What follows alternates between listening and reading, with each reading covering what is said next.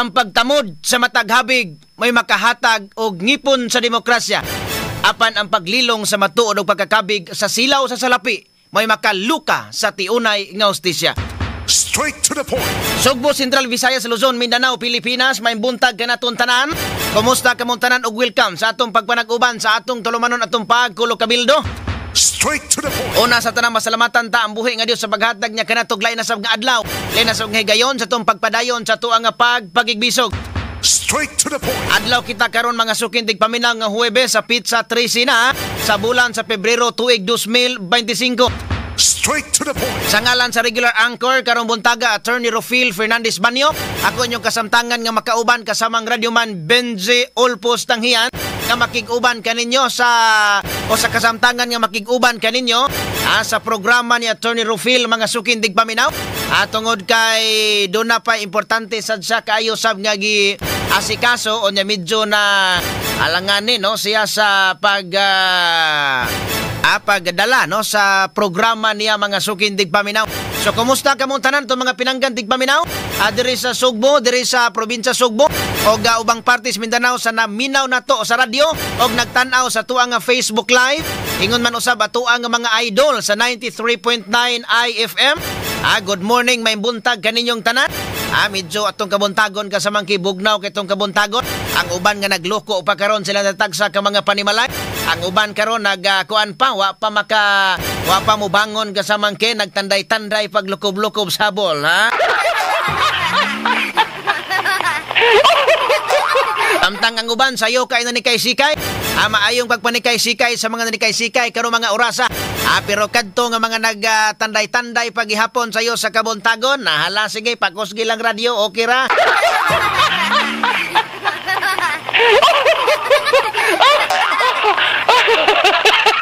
Ato ang hisgutan usab karong buntaga o sa tuang mga hisgutanan karong buntaga mga sukindig paminaw kay sumala pa Cebu City Mayor Raymond Alvin Garcia mi patangtang sa mga barrier sa bus rapid transit akon na BRT o Cebu BRT nga nakapadisgrasya sa mga motorista.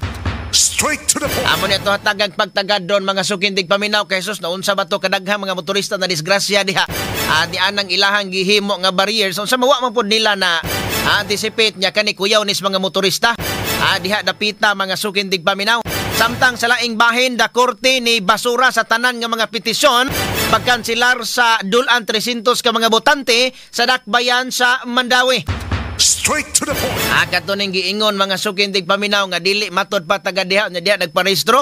Katong giitawag og mga flying voters matod pa mga sukindig paminaw apan gibasura ni asa matod pa usab mga sukindig paminaw sa korte. Kining ni ang mao nga petisyon. Samtang sa laing bahin NBI ni rekomendar sa pagpasaka og kaso batok ni Vice President Sara Duterte apan Duterte giingon nga wala masurpresa niini. Straight to the point. So mauna ni ang resulta matod pa mga sukindig paminaw sa ilahang investigasyon o katong sa padayon nga pagsusi sa NBI kabahin ni ining katong nibahad si Vice President Sara Duterte kay matod pa nibahad ang Vice Presidente mga sukindig paminaw nga ipapatay ang presidente. Ang First Lady ingon man usab ang House Speaker. So mauna nga pero kung tan-awon to katugon iyang pagbahad sa mga sukindig paminaw kondisyon kadto. Kay matod pa niya nga duna na sa gisugo nga tao nga ipapatay matod pa ang presidente ug First Lady ug ang House Speaker kung ugaling siya ang mamatay. Straight to the point. Ani kuan man sad ni dipinsa usad mga sukindig paminaw si Vice President Sara Duterte nga siya mo'y una nga nakadawat og detret. Siya mo'y una nga nakadawat mga sukindig paminaw og bahad kamatayon, hulga kamatayon. Asumon na nga katong iya haagi lang matod pa og kanang naang murag tingali sa wala na tingali sa makaagwanta gyud sa kanabang na ang mga kay panahon man sad gudto nga kadtunto ang ilaha mga sukindig paminaw gi-contempt ang katong yang Chief of Staff. So mauna nga kaning niya monitan aunon karon kay og at least ilahang gipasaka og ilahang ang sa DOJ maoy girekomendahan dito girekomendar sa DOJ mga sukindig paminaw nga pasakaag kaso kay gipatawag ni gipatawag si Vice President Sara Duterte sa NBI unya wa man matod pamutunga So mo ni nga ilahang kasuhan at least dito sa proper forum at least makadipinsa sad mga sukindig paminaw. Samtang sa laing bahin atong hatagan og pagtagad sa drone kay matod pa nga si kanhi Presidente Duterte.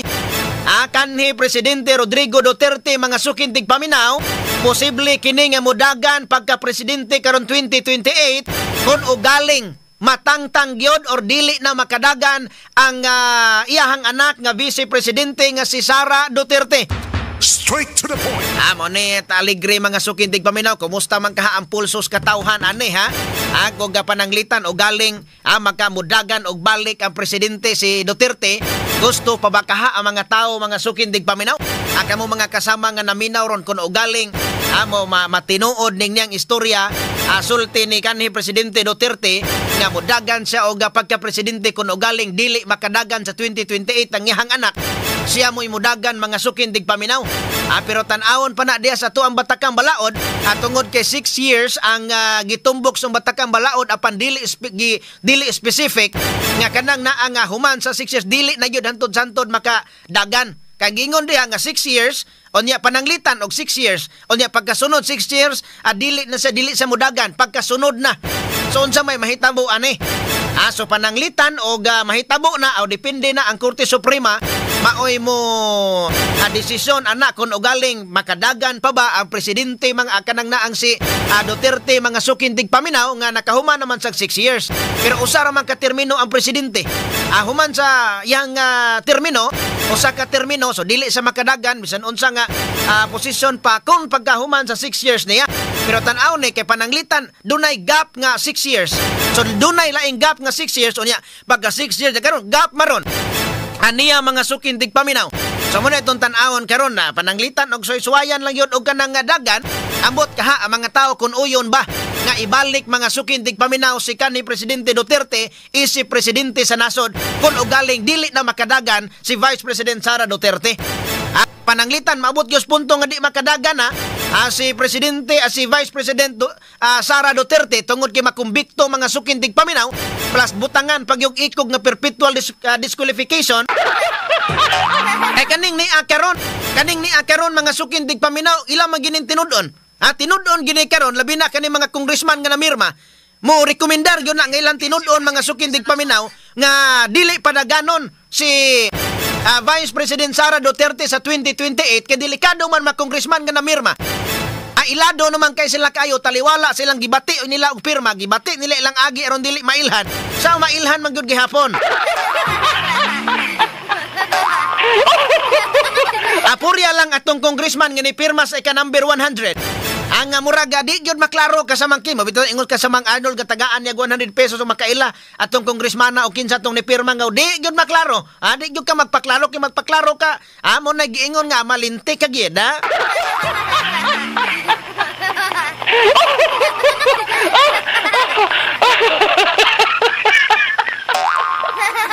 So mo na itong tanawon ron mga sukindig paminaw unya karon makadungog ang mga congressman makadungog ang mga congressmen mga sukindig paminaw nga pananglitan mo balik si Presidente Duterte og dagan sa 2028 kun og galing i-grant sa Korte Suprema.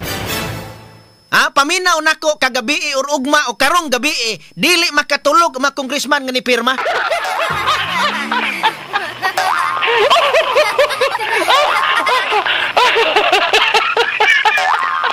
Paminaw nako kasamang ken dili makatulog oy. Di mahimutang maghulas mga sukindig paminaw. Maghulas ang kani mga congressman nga has apel na mga party list apel na sila si apel na mga sukindig paminaw makabayan black aning kalakihan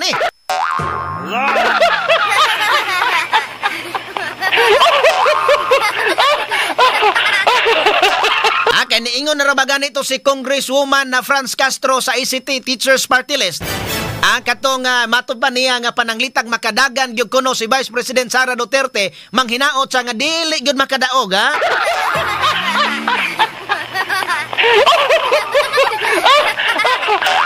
Ato ning hatagag pagtagad doon mga sukindig paminaw pero amot lang kaha ang masa ang pulsos kadaghanan.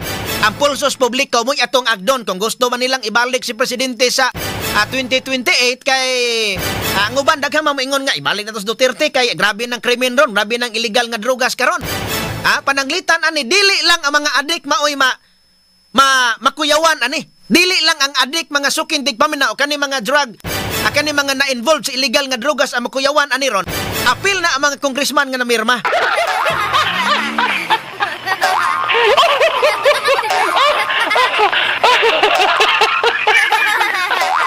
Ato ning hatagag pagtagad doon mga sukin tigpaminaw kay unsa may pulso aton tan-aw na makita man nas tong Facebook kana mga ning comment nina kung gusto ba sila kay pananglitag mingon sang korte nga dili man pwede si kuan di man pwede si Presidente Duterte. So naa may mga anak gusto ra pud gas mga tao yung mga anak o baka nesas bunggo baka o baka si Robin Padilla.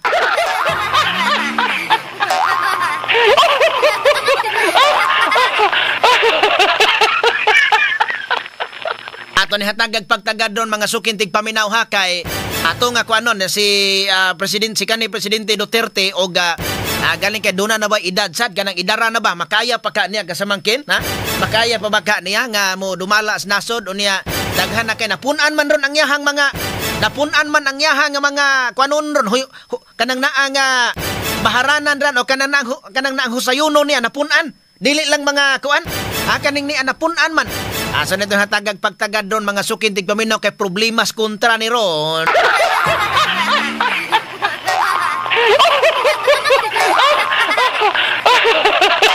Ato na hatagag pagtagad mga sukin tigpaminaw uban pa nga mga balita gikan sa makaubanan nga mga radyoman diri lang sa DYHP Arimen Cebu og sa IFM 93.9 mga kasama. Straight to the point. Onia ang tuang makita sa tuang comment section kasamangkin sa tuang Facebook Live.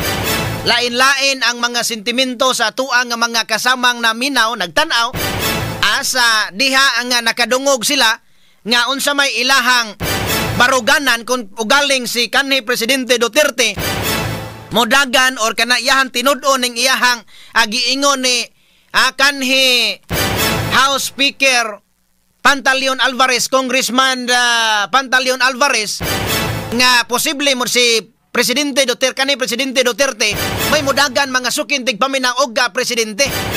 Sumuna nga dunay mga katarungan nga dili na pwede makadagan tungod kay usa ka termino rang presidente nya 6 years. Pero mo nay tan-awon karon kay pananglitan wa man nabutang niya panlitan og magpa-eleksyon niya dunay gap ba. Abot lang ang mga kuan ani og pananglitag mo file siya ato na ni sa Korte Suprema na lay mo hukom ani kasamangkin i-grant ba ang pag-file or kanang i-disqualify ba siya.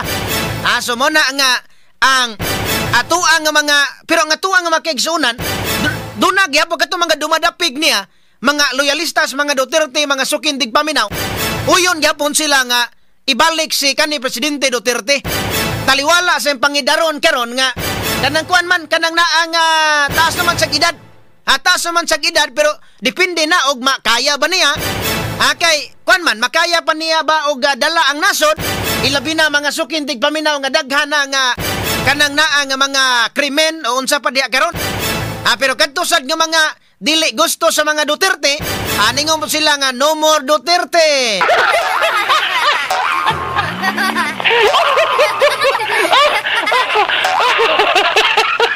Asa mo na samot na kadto mga dunay binuhatan kasamangki samot na mga sukin tigpaminaw nga igking ka mangyod pananglitan og matinuod manggaling ni nakaihi gyud ka og